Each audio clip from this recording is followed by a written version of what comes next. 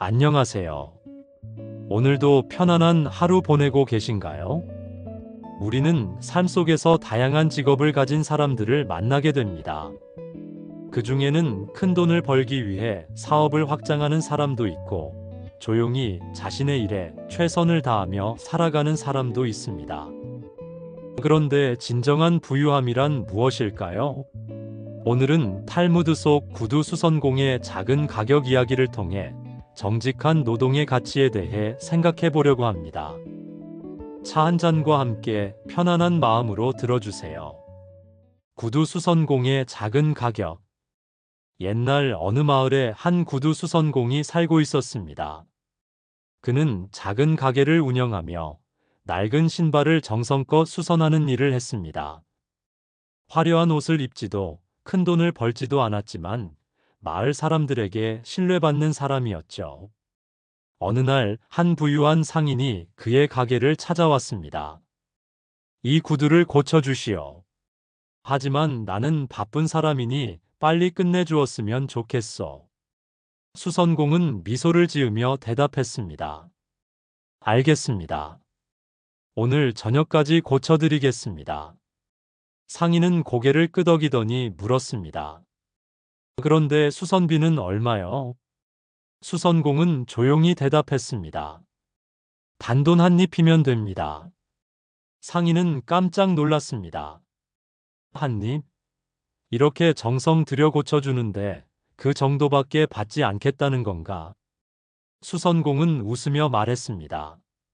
제 일이란 사람들의 신발을 편하게 만들어주는 것입니다.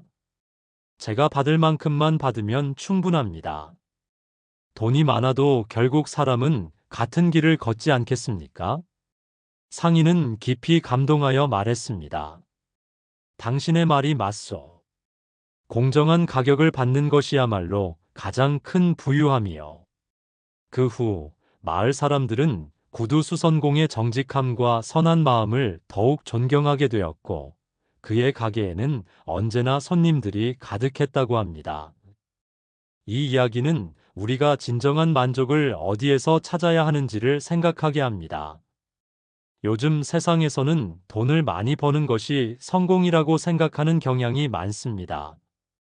하지만 정말 중요한 것은 자신이 맡은 일을 정직하게 수행하며 그 안에서 만족을 찾는 것이 아닐까요?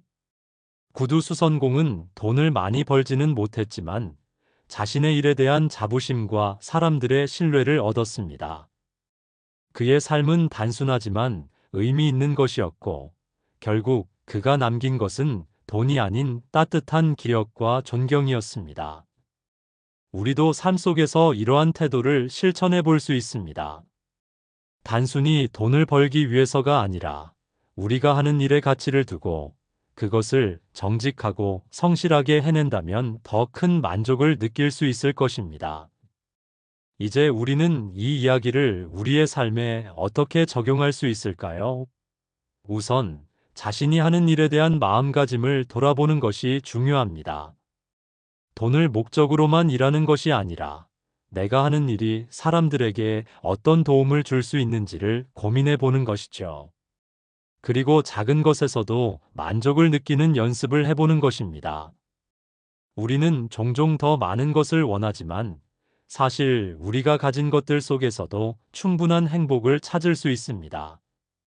정직하게 일하고 내가 하는 일에 자부심을 느낀다면 그것이야말로 가장 큰 성공이 아닐까요?